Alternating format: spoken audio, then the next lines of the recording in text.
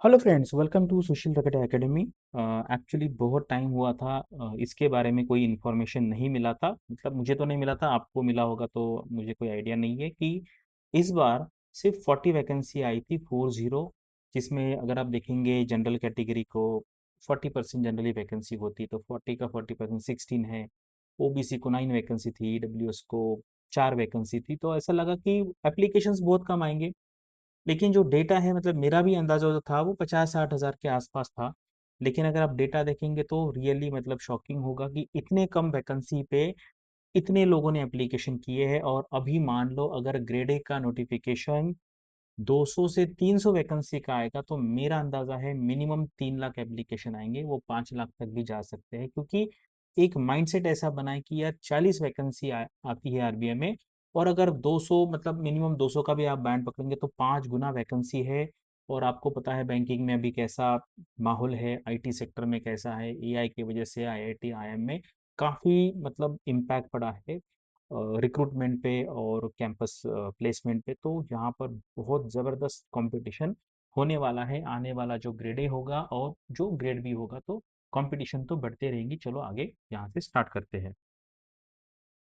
आप में से अगर किसी ने ये वीडियो नहीं देखा होगा तो देख लीजिए, इसी चैनल पे है। तो यहाँ पे मैंने अभी क्या है, मेरा ज़्यादा जो फोकस है वो क्वालिटी कंटेंट बनाने पे और one on one personal mentoring पे है। तो इसलिए मैं अभी कोर्सेस ऐसा नहीं करूँगा, मिनिमम प्राइस पे, बहुत कम प्राइस पे ऐसे कंटेंट मैं यहाँ पे बना रहा हूँ। इंग्लिश का कंटेंट है, ये आरबीआई के बुलेटिन भी है, और एफएसआर रिपोर्ट है, पीएफआरडी के लिए कंटेंट बनाया, ईएसआई 4 दिन में कैसे करना उसके लिए भी कंटेंट बनाया, और अभी फाइनेंस का कंटेंट बनाने का ट्राई करता हूँ कि जो एक 100 पेज के अंदर हो जाए, यानी कि जिसका रिवीजन 1 या 2 दिन में हो सके।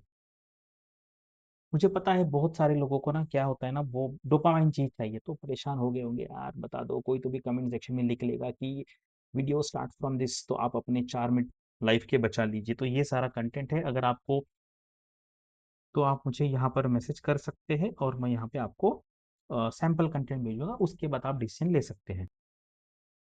अभी देखो मेरे सब्सक्राइबर बहुत कम है, लेकिन वीडियो तो बहुत लोग देखते हैं। अभी आप देखेंगे, देखो ये 8,500 लोगों ने देखा है।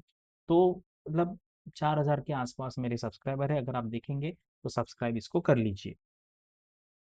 और ये मुझे किसी कैंडिडेट ने भेजा है, तो ये आरटीआई का रिप्लाई अगले पेज में मैं डिटेल में दिखाऊंगा, कंपेयर करके पिछले साल से। तो देखो अभी इसको ना, ये किसी ने अगर मुझे भेजा है तो भाई उसको हम 99% सही पकड़ के चल सकते हैं। किसी को इतना टाइम नहीं है, और किसी का इसमें क्या इंटरेस्ट हो सकता है कि भाई इसको फेक करें। लेकिन इसमें यह है कि जो मुझे भेजता है उसको पकड़ के मैं करता हूँ। आगे जाके अगर कुछ होगा तो हम देख लेंगे। और ये नंबर से भाई कुछ फर्क नहीं पड़ता है। 5,000 लोग सीरियस है आज के दिन में आरबीआई गेट बी के लिए, 5,000 लोग, उससे ज्यादा बिल्कुल नहीं। तो इसलिए नंबर 50,000 हो, 1 लाख हो, 5 लाख हो, उससे कोई फर्क नहीं पड़ता है। तो ये नंबर मान लीजिए कुछ कम ज्यादा होता है, तो आपको ज्यादा टेंशन लेने की जरूरत नहीं है। तो चले अभी आते हैं काम की चीज के लिए। वैसे ये कोई काम की चीज नहीं है, लेकिन एक नंबर मतलब देख लेते हैं। सच में इसमें मुझे मतलब कोई ऐसा लगता नहीं कि इसका बहुत ज्यादा यूज है, लेकिन नंबर मिलता है, सबको जानने में एक इंटरेस्ट होता है। यूट्यूबर को भी एक मौका मिलता है वीडियो बनाने का। तो इसमें मैं सच में कहता हूँ, इसका अगर आप एक जीरो हटा भी देंगे, यहाँ का एक नंबर हटा भी देंगे ना, यहाँ का एंड वाला, ये वाला, तो इससे कोई फर्क नहीं पड़ने वाला। क्योंकि इसका जो जो एप्लीकेशन है उसके 5% लोग, यानी कि 5,000 के आसपास लोग हैं, वो बहुत सीरियस है। बाकी बस ऐसे ही आ जाते हैं, ठीक है, टाइम पास करने के लिए या प्रैक्टिस करने के लिए। बाकी बहुत सीरियस नहीं है, क्योंकि मैं पिछले 14-15 साल से इस एग्जाम को फॉलो कर रहा हूँ। ये डेटा है, ये 2024 का है, ये 2024 का डेटा है, जहां पर 66 वैकेंसी थी। उसके बाद ये 2025 है, जहां पर 83 वैकेंसी थी। और ये जो है ये 2026 का है, जहां पर वैकेंसी थी 40।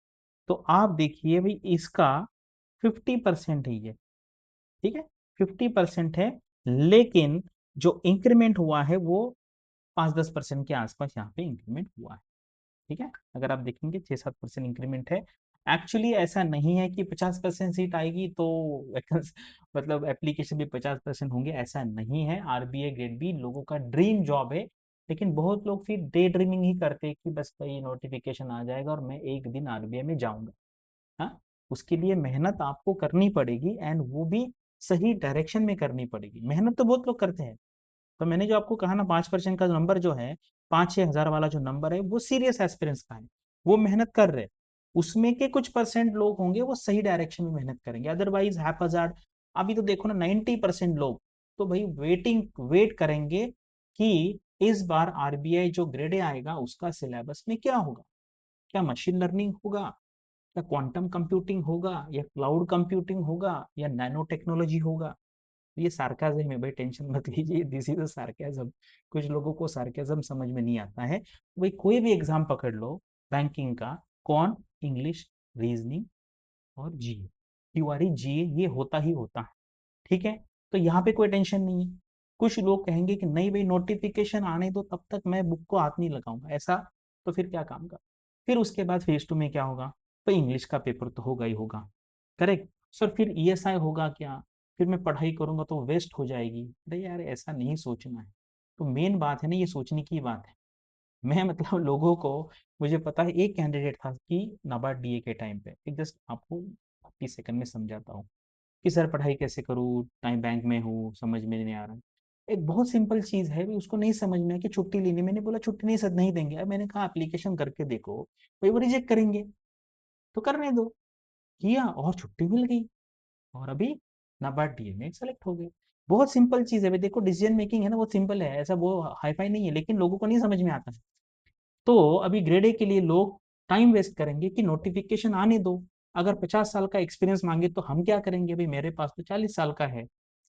ऐसा ऐसा तो सोचना नहीं है। ग्रेड बी को एक्सपीरियंस नहीं है तो ग्रेड ए को कहाँ से डालेंगे।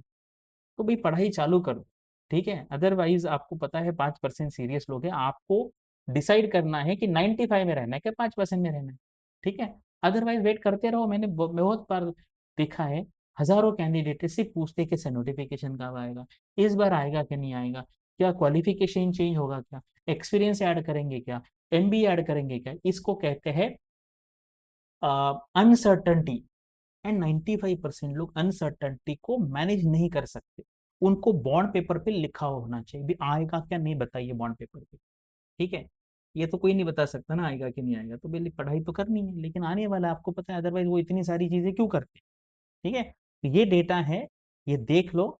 और ये इससे एक ही लेसन लेना है कि भाई आरबीआई का 5 वैकेंसी आए तो भी 50,000 एप्लीकेशन आने वाले हैं, करेक्ट। और 500 आएंगे तो भी 5 लाख आएंगे, और 5 लाख भी एप्लीकेशन आएंगे तो उसमें के 5%, तो उस टाइम 25,000 सीरियस एस्पेंट होंगे। तो आपको किस में होना है वो आपको यहाँ पे मुझे बताना है। बाकी ये एफएसआर का मैंने कंटेंट बनाया था, ठीक है। आपको चाहिए तो वहाँ पे मैंने नंबर दिया है, वहाँ पे आप मैसेज कर सकते हैं। ये उसका कुछ सैंपल कंटेंट है, किस तरीके से बनाया। भाई इतना जबरदस्त कंटेंट मैंने खुद एग्जाम निकाला है, खुद आरबीआई में काम किया है, पिछले 14 साल से गाइड कर रहा हूँ। तो बाकी लोगों का भी कंटेंट अच्छा है, लेकिन अगर आप देखेंगे तो आप खुद डिसाइड करो। जैसे बोलते हैं ना, मेलेडी खाओ खुद जान जाओ। ये बहुत पुराना है, लेकिन अभी मेलेडी फिर से फेमस हुई है।